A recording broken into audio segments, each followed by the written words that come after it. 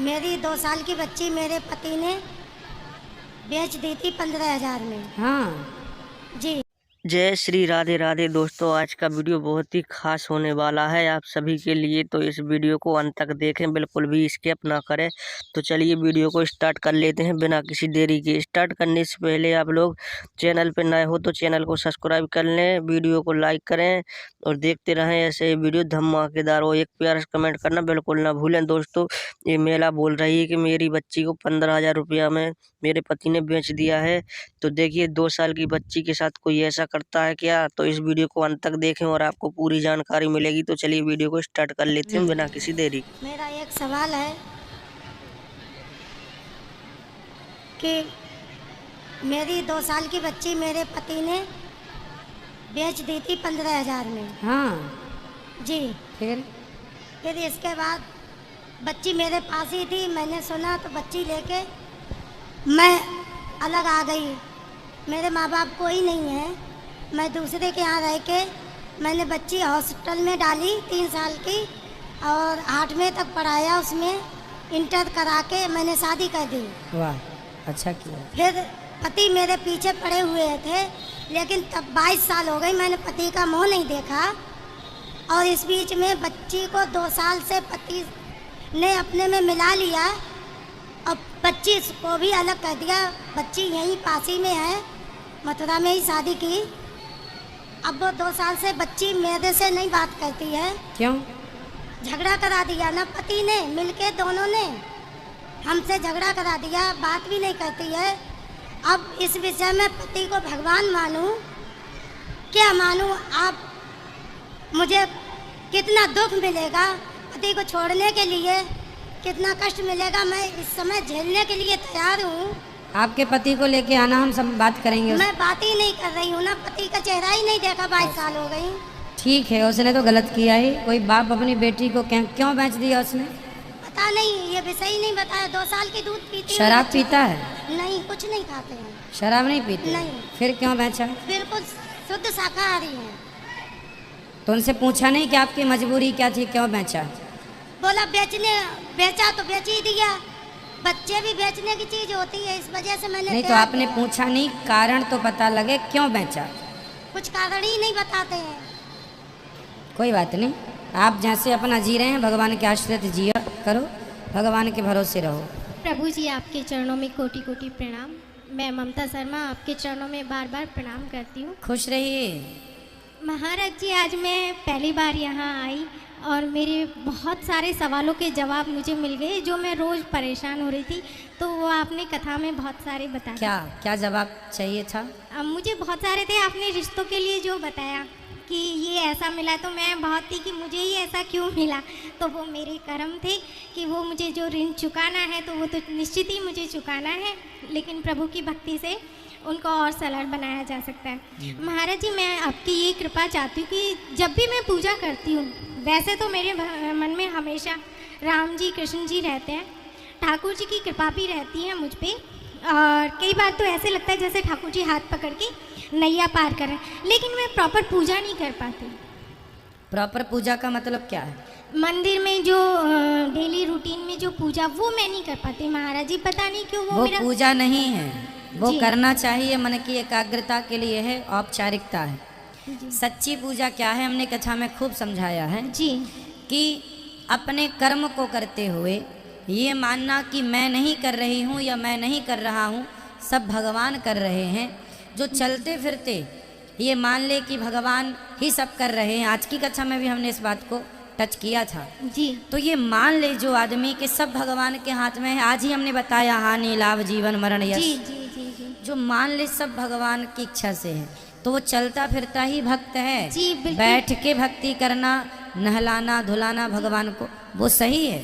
जी पर आप नहीं कर पाते तो आप ये ना समझो कि हम भक्ति नहीं कर रहे हैं। जी। सब भगवान कर रहे हैं, ये मेंटलिटी बना लेना भी भक्ति है। सर, मेरा महाराज जी एक और क्वेश्चन है। जब भी मैं रामायण जी पढ़ने की कोशिश करती हूँ, मेरा भी मन करता है, लेकिन कृपा है मुझ पे प्रभु की, बहुत कृपा है, क्योंकि बहुत सारे ऐसे काम आते हैं, कई बार हॉस्पिटल से ऐसे कुछ आते हैं तो मेरे एक फ़ोन पे वो हो जाते हैं तो मैं कहती हुई ठाकुर जी ने कर दिया, करते हो तुम कन्हैया नाम मेरा हो रहा है। ठीक तो लेकिन जब जैसे भी मैं रामायण जी या कुछ पढ़ना चाहती हूँ तो मुझे उबास ही आने लग, मतलब मैं पढ़ नहीं पाती, तो ऐसा क्यों, लेकिन मैं पढ़ना भी चाहती हूँ। तो पढ़ लीजिए, पढ़ना जब उबासी आए तो आती रहे उबासी, पानी लेके बैठो बगल में, पानी पीते रहो। जी जी जी जी कब तक आएगी ये? तो देखो, जब भी हम कोई शुभ काम करते हैं ना तो हमारे भीतर जो पाप बैठा है, जो कलयुग समाया है, वह चाहता है कि हम कोई पुण्य ना करें तो वो हमारे भीतर घुसा रहे।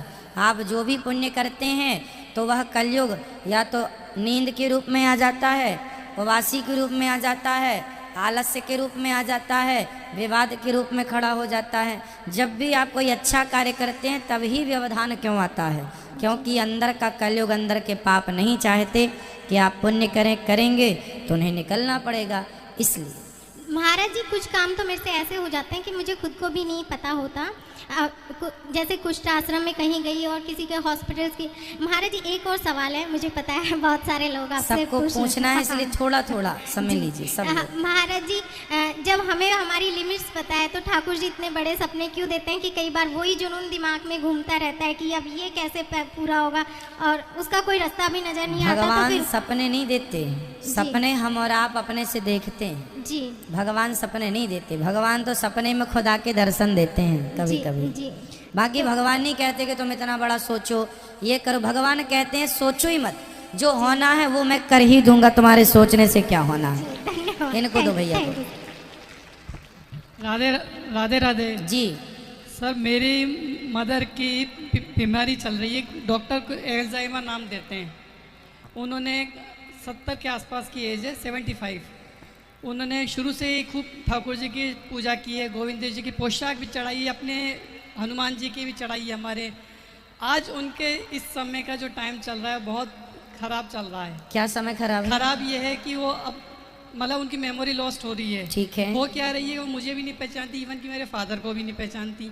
हम लोगों के सामने हमें याद करती है। अब उनका हम कहते हैं कि जो इन्होंने अच्छे कर्म किए, आज उनका ऐसा कौन सा कर्म है जो, तो क्या बोलती रहती है? भगवान का नाम लेती है? भगवान का नाम तो वो बिना पूजा करे तो रह ही नहीं सकती। नहीं, आज की तारीख में अभी आपको नहीं पहचानती? नहीं, मैं मतलब कभी कभी सडन ऐसा उनका टाइम तो जब नहीं पहचानती उस समय वो किसको याद करती? वो मेरा ही नाम लेंगे कि जैसे मेरा नाम आशु लेती हैं कि आशु कहाँ है, मेरे दोनों सिस्टर का लेती हैं। मैया से बोलना कि भगवान का चिंतन करें। और देखिए, आपके प्रश्न का उत्तर दे दूं कि उन्होंने सारी जिंदगी पुण्य किया तो उन्हें ऐसा क्यों भोगना पड़ रहा है? जी बिल्कुल, ये सवाल है। हम इस चीज़ के मैं गलत नहीं बोलूँगा। भगवान को कई बार मैं दोष देता हूँ कि भगवान आप जो इन्होंने इतना समय निकाल दिया, इतना अच्छा। सुनो, इसका उत्तर सुन लो।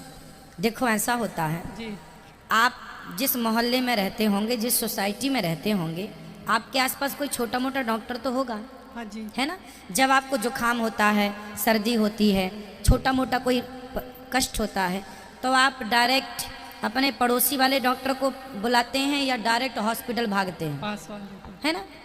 भाई, छोटा रोग है तो आप पड़ोसी डॉक्टर से ही इलाज करा लेते हैं, जब रोग बड़ा हो तब हॉस्पिटल जाते हैं। जी उसी प्रकार मैया ने जितनी पूजा की उस पुण्य का फल तो है उनके पास, पर उनसे जितने पाप हुए थे जाने अनजाने में, उन थोड़े मोटे पापों का फल था।